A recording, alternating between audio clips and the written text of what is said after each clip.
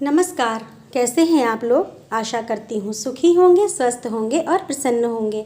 आज मैं आप लोगों के लिए जो कहानी लेकर के आई हूँ उस कहानी का नाम है जीवन के रंग और ये कहानी लिखी है डॉक्टर पद्मा शर्मा जी ने। चलिए कहानी शुरू करते हैं।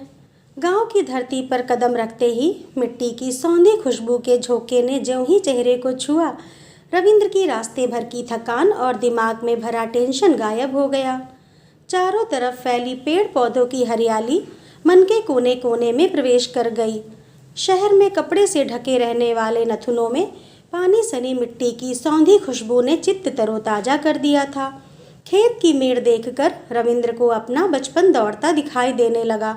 अम्मियों से लदे पेड़ों पर उसे एक शैतान बालक चढ़ता नजर आया। बैलगाड़ी के घूमते पहियों के साथ उसका बचपन उमग उमग कर अटखेलियां कर साथ साथ चल रहा था।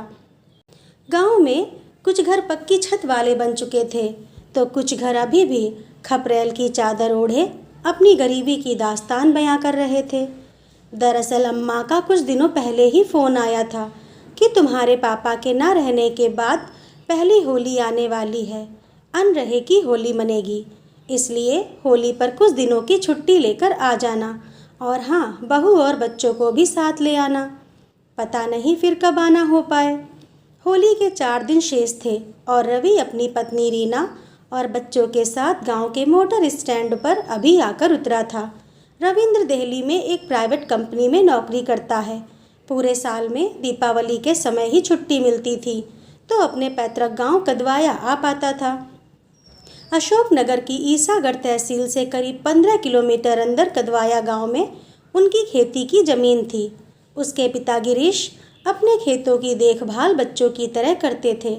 पिताजी की बहुत इच्छा थी कि रविंद्र कृषि विज्ञान में ही पोस्ट ग्रेजुएशन करके खेती बाड़ी संभाले और नई तकनीक से खेती करे, पर हर नौजवान की तरह रविंद्र की भी इच्छा थी कि वह धूल मिट्टी से दूर सफ़ेद पोश कामकाज करे। पिता की मृत्यु के बाद अम्मा की देख रेख में अधबटिया से खेती की जाने लगी है, यानी जो भी मजदूर खेती की देखभाल करेगा आधा बीज उसका और आधा खेत के मालिक का, सब खर्चे आधे आधे। उसी तरह से खेती की उपज भी आधी बटाईदार की और आधी मालिक की, अर्थात हर चीज़ में बटाई। खेत की ज़मीन मालिक की और उसकी देखभाल बटाईदार की। सुजाता खूब खुश थी कि अब रवि के बच्चे कुछ दिन साथ में रहेंगे। वे उसे प्यार से रवि ही कहती। हालांकि रीना सशंकित थी क्योंकि अम्मा की साफ सफाई और अनुशासन से वह परेशान हो जाती थी। वे निर्देश देती रहती थी, नहाकर रसोई में जाना, जूते चप्पल बाहर ही रखना। उनके कहने पर सुबह गर्म पानी पीने से दिनचर्या की शुरुआत होती और रात को हल्दी वाले दूध से दिन का समापन होता। सप्ताह में एक बार नीम के पत्तीदार झौरे के पानी से नहाना और उससे ही कपड़े धोना। ऐसे कई नियम अम्मा के बनाए हुए थे जिनका रवि और रीना पालन कर रहे थे। वे लोग सफ़र करके आए तो उनका सामान आंगन में एक ओर रख दिया गया और उनको नहाकर ही चाय पानी मिल पाया। अपने क्षेत्र की अम्मा ही अधिकारिणी थीं। उनके नियम में जरा सी आँच आ जाए तो वे कहती तो कुछ नहीं थीं, पर चेहरे पर एक अजीब से भाव लाकर वे अंदर ही अंदर परेशान हो जाती थीं। होली के एक दिन पूर्व रात्रि में होलिका दहन किया जाना था। उसी रोज़ सुबह उनके रिश्ते नातेदारों ने सबसे पहले पिता को याद करती दुखी अम्मा पर सूखा रंग छिड़का, फिर रविंद्र और बहू को गुलाल लगाया। सामान्य दिनों में दूसरे रोज यानी धुरिंडी वाले दिन होली खेली जाती है, लेकिन फीकी होली होने से रवि के घर एक दिन पहले होली के रंग की औपचारिक रस्म हो गई। पहले जुम्मन की ढपली बजती थी और सुर लगाकर वो गाना शुरू करता था। फागुन के लहर में पकड़ जबरा घार में, रगड़ दियो रे हाँ लगा दियो रंग। मोहल्ले में सबने खूब होली खेली और हुरियारों ने होली के गीत गाए और कमर मटकाकर नाच भी किया। बच्चे आनंद के साथ यह सब देख रहे थे। कागा रसिया खेले होरी, राधा संग गिरधारी लाल, मोहन के संगे हैं ग्वाल, राधा संगे ब्रज की बाल, लाल लाल हों सबके गाल, भर भर झोली लये गुलाल, सो पकर पकर मुख मल रह रोरी, राधा संग गिरधारी लाल। रविंद्र 10 दिन की छुट्टी लेकर आया था। एक एक करके दिन निकलते जा रहे थे और रविंद्र के वापस जाने के दिन नज़दीक आ रहे थे। रविंद्र अपने ऑफिस के सहकर्मियों से रोज बात कर लेता था। पता लगा कि दिल्ली के हालात कुछ ठीक नहीं थे। कोरोना वायरस के कारण ऑफिस, स्कूल, कॉलेज सब बंद कर दिए गए थे। जाने से एक दिन पूर्व टेलीविज़न से समाचार मिला कि लॉकडाउन लग गया है। आना जाना, दुकान, बाजार, मिलना जुलना सब निषेध कर दिया गया है। रीना और रविंद्र परेशान हो गए। अब दिल्ली वापस कैसे जा पाएंगे? फिर यह सोचकर मन शांत हो गया कि कम से कम घर पर तो हैं। बच्चे यहाँ खुली ताज़ी हवा में ताज़ी सांस तो ले रहे हैं। घर का ताज़ा दूध और खेत की ताज़ी सब्जियाँ तो मिल रही हैं। दुनिया भर के यही हालात थे कि घर गुलजार हो गए थे। शहर सूने और बस्ती सूनी हो गई थी और बस्ती में कैद हर हस्ती हो गई थी। लॉकडाउन मतलब जो जहाँ है वहीं रहे। ट्रक, बस, रेल, प्लेन सबके पहिए थम गए थे। लोग यह नज़ारा पहली बार देख रहे थे।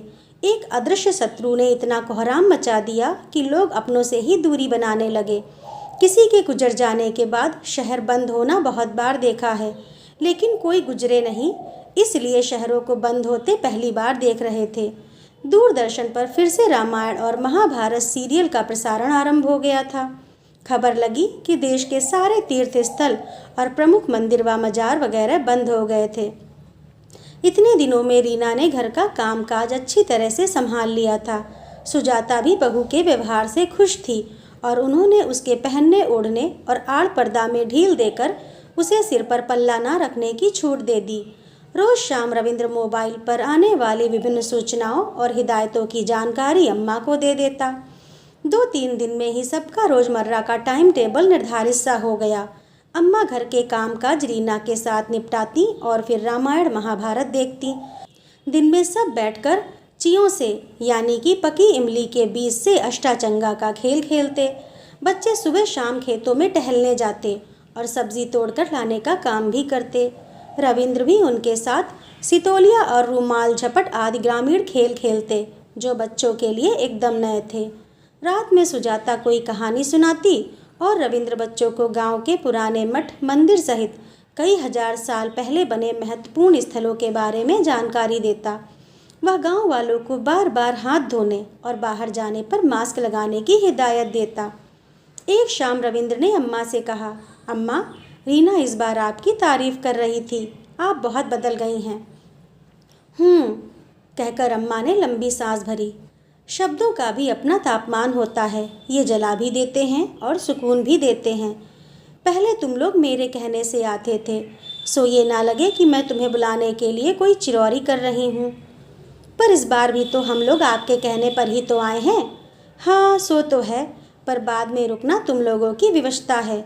ऐसे समय में बहू को ये ना लगे कि यहाँ मजबूरी में रह रहे हैं, उसके मन में कोई मलाल ना आए, इसलिए जैसे वो वहाँ रहती है वैसी रहने के लिए मैंने छूट दे दी है। रविंद्र महसूस कर रहा था कि बच्चे यहाँ आकर मोबाइल लेने की जिद नहीं करते, नहीं तो देहली में रीना अपने मोबाइल को ही तरस जाती थी। शीतला सप्तमी यानी बसौड़े पर एक दिन पूर्व बना खाना खाने में भी बच्चों ने कोई आनाकानी नहीं की। रीना ने इस बीच अम्मा के मायके सहित की कई रिश्तेदारों से वीडियो कॉल करके सामने सामने शक्ल दिखा के बात करवा दी थी। सो अम्मा का विशेष लाड रीना पर उमड़ने लगा था। एक दिन बटाईदार ने रविंद्र से कहा, मालिक, गांव के आखिर में छपरा डालकर रहने वाले मजूर 2 दिन से भूखे हैं। अपने गांव में कहाँ से आ गए मजदूर? मालिक, खेत काटने आए थे, लॉकडाउन हुआ तो यहाँ से जा ना पाए। 1-1 किलो की तोल का हिसाब रखने वाली अम्मा ने अनाज का कुठारा खोल दिया। रविंद्र की आंखों में जिज्ञासा देखकर बोली, रोटी खाना प्रवृत्ति है, अधिक रोटी खाना विकृति है। रोटी दान देना हमारी संस्कृति है, इसलिए रोटी दान देना चाहिए। बेटा, थकान शाम को अपना घर मांगती है और ज़िंदगी रोज़ नया सफ़र मांगती है। गांव में कोरोना के कहर को सभी लोग इतनी गंभीरता से नहीं ले रहे थे। शासन के बार बार आग्रह पर भी बाहर निकलने पर मुंह को नहीं ढक रहे थे। लोगों से बात करने पर ज्ञात हुआ कि किसी के पास मास्क है ही नहीं। रीना ने अम्मा से कहा, माँ जी, आप तो सिलाई करना जानती हो, आपके पास तो सिलाई मशीन भी है। अम्मा ने प्रश्नवाचक निगाहों से उसे देखा। माँ जी, मैं आपको एक डिज़ाइन बनाकर दूंगी तो कपड़े से आप मास्क सिल देंगी। उस दिन के बाद रीना दिन में मास्क सिलने में अम्मा की मदद करती और शाम होते ही बटाईदार की पत्नी के साथ मिलकर खाना बनाती। बच्चे और रविंद्र उनके पैकेट बनाकर उन्हें मजदूरों में बांटने जाते। रविंद्र ने आसपास के लोगों को भी अपने कार्य में जोड़ लिया। उसने सबसे यही कहा, सच्चाई और अच्छाई कहीं भी ढूंढ लो, अगर वो खुद में नहीं है तो कहीं भी नहीं है। जो इंसान खुद के लिए जीता है उसका एक दिन मरण होगा, परंतु जो इंसान दूसरों के लिए जीता है उसका सदैव स्मरण होगा। सुबह अम्मा जब पूजा करती तो बच्चे भी उनका अनुसरण करते।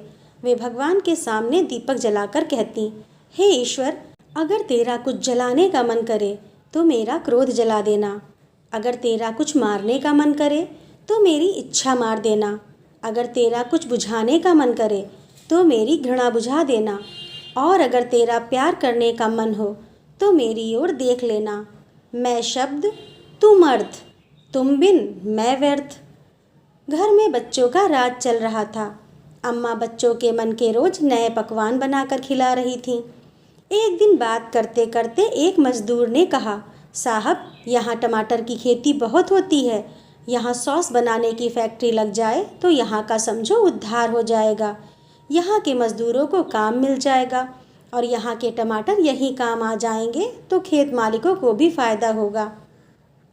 रविंद्र ने रात में टहलते हुए रीना से कहा, तुम बहुत दिनों से स्टार्टअप के लिए कह रही थीं। रीना ने प्रश्नवाचक निगाहों से उसे देखा। अपनी बात आगे बढ़ाते हुए रविंद्र ने कहा, मैं सोच रहा हूँ यहाँ सॉस की फैक्ट्री खोल लूँ जिसकी तुम मालिक होगी, पर शुरू में फाइनेंस की परेशानी होगी। रीना ने बताया, पापा का फ़ोन आया था, बोल रहे थे 30 मार्च को रिटायरमेंट होने वाला है। 1 माह के अंदर रिटायरमेंट का पैसा मिलेगा तो मैं अपनी इकलौती बेटी को भी बेटों के बराबर हिस्सा दूंगा। लॉकडाउन समाप्त होने के पहले ही उसको आगे बढ़ाने की घोषणा हो गई। आज फिर जिंदगी महंगी और दौलत सस्ती हो गई। जो कहते थे मरने तक की भी फुर्सत नहीं है, वो आज मरने के डर से फुर्सत में बैठे हैं। 25 मार्च की रात में सबने दिए जलाए। वातावरण ही नहीं, मन का हर कोना रोशन हो गया। रविंद्र बच्चों को बता रहे थे, भा का अर्थ है प्रकाश और रथ के माने हैं लीन, अर्थात जो राष्ट्र प्रकाशोन्मुख है, प्रकाश में रथ है, वही भारत है। रात में सब काम निपटाकर रीना कमरे में पहुंची तो रविंद्र किसी से फ़ोन पर बात कर रहा था। चिंताएं सेल फोन से निकलकर उसके मुख पर बिखरने लगीं। रीना ने पूछा, क्या बात है, चिंतित नज़र आ रहे हो? सरकार ने घोषणा तो की है कि प्राइवेट जॉब करने वालों का वेतन ना काटा जाए, पर अभी कलीग बता रहा था कि मालिक फ्री में वेतन देने को तैयार नहीं हैं। फैक्ट्री मालिकों ने कोर्ट में अपील भी की है कि काम ना होने पर उनकी कंपनी को वैसे ही घाटा हो गया है, ऊपर से लोन की किश्त भी भरनी होगी। रीना, चिंता हो रही है, कहीं नौकरी हाथ से ना चली जाए। फिर तो कोई हल निकालना होगा, रीना ने कहा। कहकर रविंद्र दोस्त के कहे वाक्यों में ही खो गया। उसने रीना को ये नहीं बताया कि मालिक ने कहा है कि जब तक सूचना ना मिले वो अभी वापस ना आए। रीना उसके चेहरे पर आए भावों को देखकर सब समझ गई थी। वह सलाह देते हुए बोली, देखो, खेतों के अलावा यहाँ जो खाली ज़मीन पड़ी है उसमें कोई काम शुरू करने की प्लानिंग कर लो। वैसे इस क्षेत्र में कोल्ड स्टोरेज नहीं दिखे।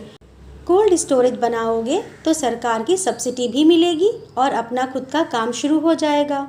मायूस हो उसने कहा, अम्मा से पूछना पड़ेगा। अगली सुबह रामचरितमानस के बालकांड का पहला श्लोक सुजाता के कानों में रस घोलता चला गया। सुजाता हड़बड़ाकर उठ बैठी। यह स्वर तो रविंद्र के पापा का है।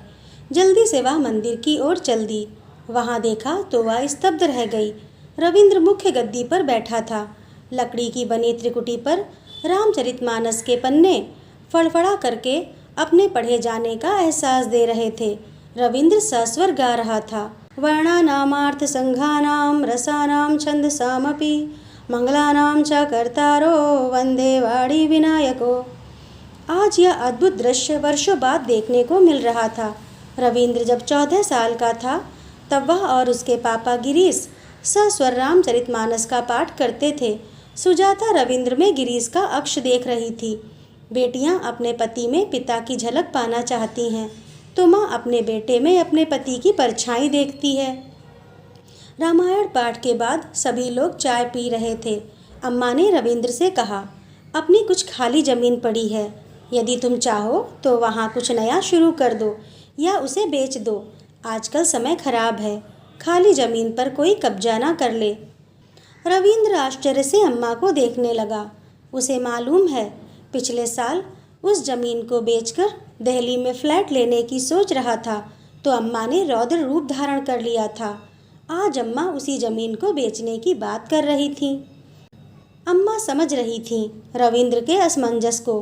वो बताना नहीं चाहती थीं कि जब वे दोनों बात कर रहे थे, उन्होंने रात को सब सुन लिया था। वे नहीं चाहती थीं कि बेटे के मन में कोई हीन भाव आए। अम्मा, आप ऐसा क्यों कर रही हो? अम्मा ने कहा, गहरी बातें समझने के लिए गहरा होना पड़ता है और गहरा होने के लिए गहरी चोटें खानी पड़ती हैं। इसीलिए ज़िंदगी की ठोकरों से घबराया ना करो। याद रखना, जो गिरने से डरते हैं वो उड़ान नहीं भर सकते। फिर रुककर बोली, अब मेरा भी बुढ़ापा है, यहीं आकर कुछ काम काज कर लेते तो मुझे तसल्ली होती।